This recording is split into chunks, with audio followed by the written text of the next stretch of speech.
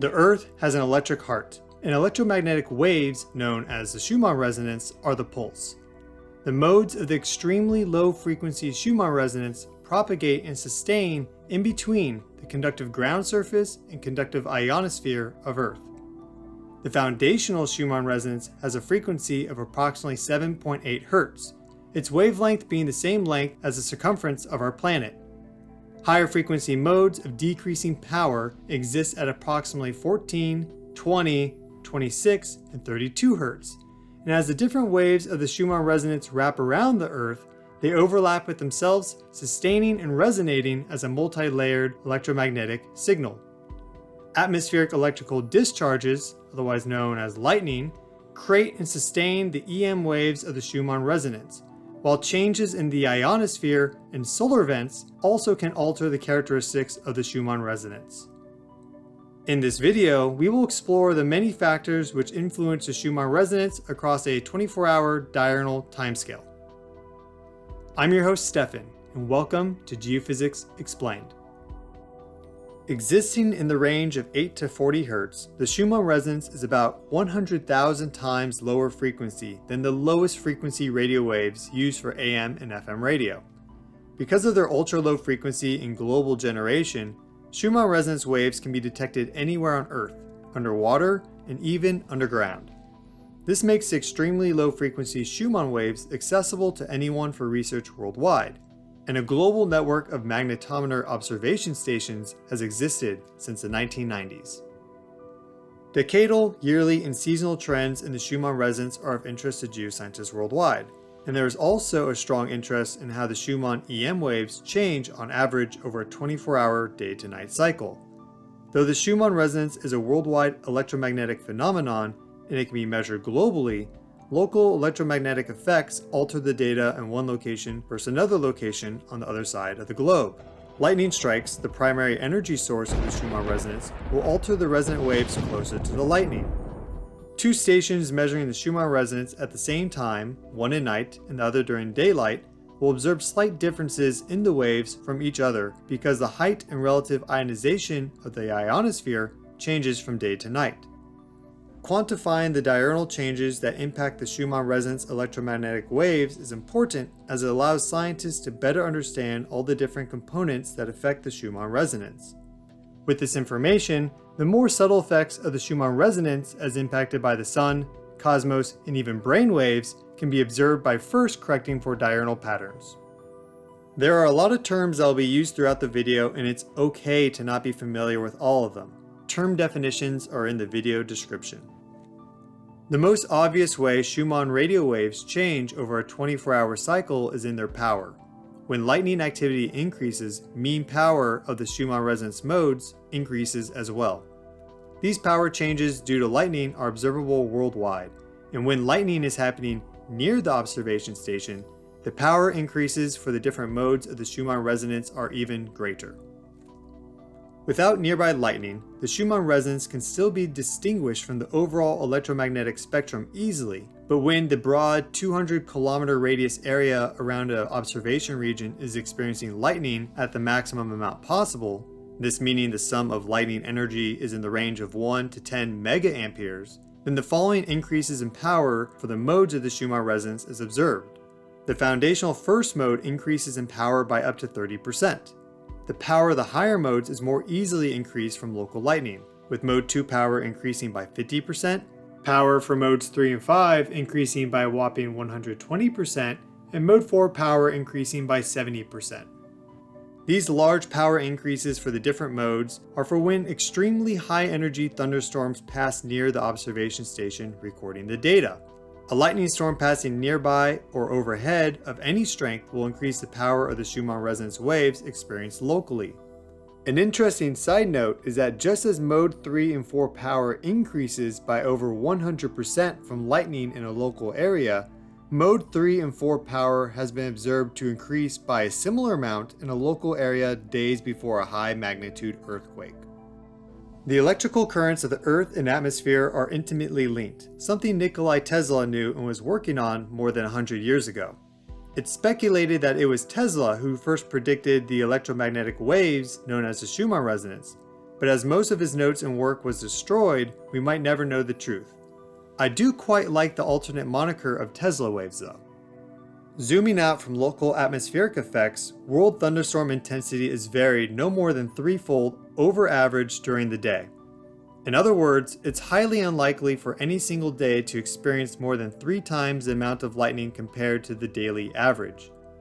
On a higher than average lightning day, the Schumann resonance will change in response, but typically the effects of lightning on the Schumann resonance are predictable.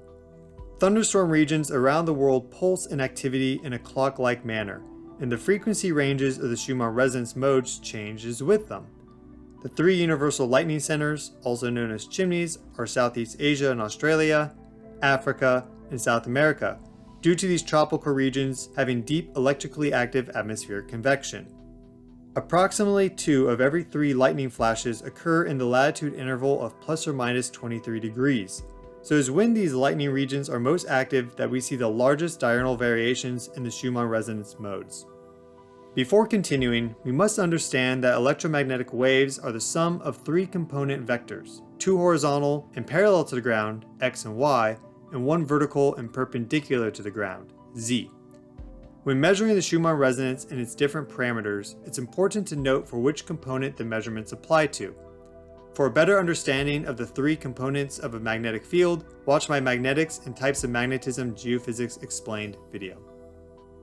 Southeast Asia, Africa, and South America lightning chimneys peak and discharge at approximately 800, 1500, and 2000 hours UTC respectively. Power maxima for the Schumann resonance modes are observed at approximately 700 and 1900 UTC for the north-south magnetic component. These maxima are closely aligned with the peak lightning discharges of the Southeast Asia and South America lightning chimneys. The east-west magnetic component has anti-phase behavior to the north-south magnetic component, with a power maxima observed diurnally at 1400 UTC. This doubling of power in east-west component is correlated with the daily peak lightning discharge of the African lightning chimney at approximately 1500 UTC. These peaks in the Schumann resonance power occur about 30 to 60 minutes before peak lightning activity for the region they are associated with. As the power of the Schumann resonance begins to decrease from one of its 3 diurnal maxima, 2 north-south components and 1 east-west, activity for each lightning chimney increases to its peak amplitude. Einstein taught us that energy is neither created nor destroyed, so it's plausible that just as lightning creates Schumann resonance waves, so does the global energy reserve, known as the Schumann resonance, play a role in the creation of lightning. Gases in the upper atmosphere, such as water and carbon dioxide, absorb electromagnetic radiation and heat up, and the Schumann resonance sits at the middle of the complex relationship that exists between extremely low frequency radio waves, the ionosphere, deep electrical convection in the atmosphere, global temperature, and subsurface electrical currents. More research is required to understand the complexities of the relationship between Schumann resonance waves and weather. Schumann resonance power is not the only variable to change over a 24-hour time span. There exists an inverse relationship between power and frequency. When Schumann resonance power for mode 1 is at its maxima, frequency reaches a minima approximately 2 hours later. These frequency minima for mode 1 are at 1000 to 1100 UTC and 2100 to 2300 UTC for the north-south magnetic component. For the east-west magnetic component, there is a frequency minima from 1400 to 1700 UTC. Diurnal frequency maxima for mode 1 are observed at 3 to 500 UTC and a broad maxima between 1400 to 2000 UTC for the north-south magnetic component. Frequency maxima are observed at 800 to 1000 UTC and 1900 to 2100 UTC for the east-west magnetic component. These diurnal frequency maxima and minima for mode 1 exist in the range from 7.7 to 8.1 Hz. And on any given day, the frequency of mode 1 typically won't vary by more than 0.2 Hz.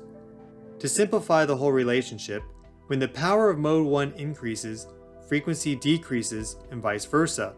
A 50 to 100% increase in the power of the first mode will cause the frequency to dip by up to 0.2 Hz.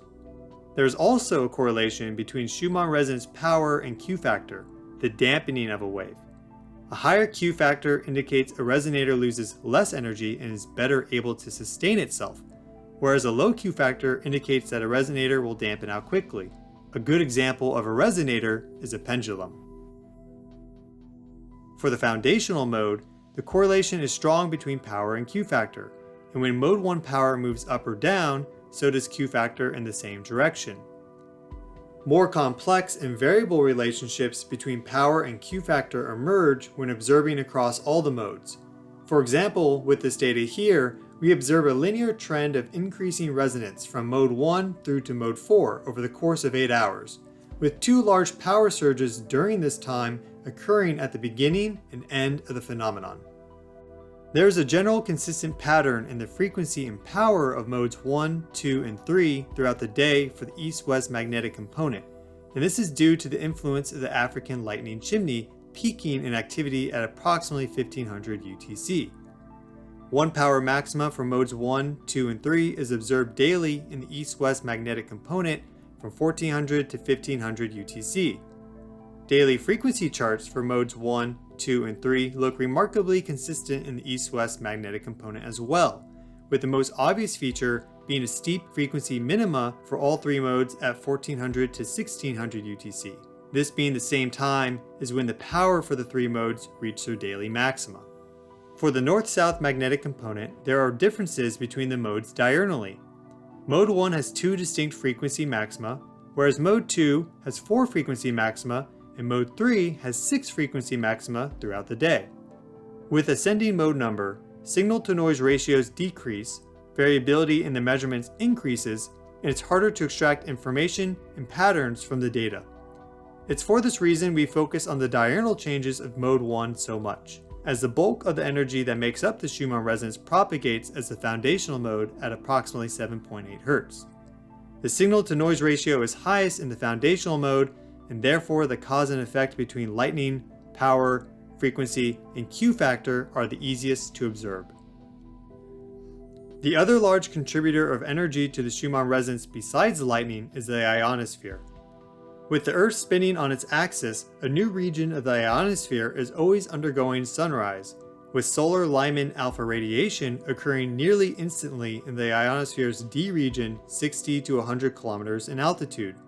The rays of the sun will hit the ionosphere before the surface of the planet, and when ionospheric sunrise begins, nitric oxide gas ionizes and electrons reduce to the lowest energetic level, emitting electromagnetic energy in the process.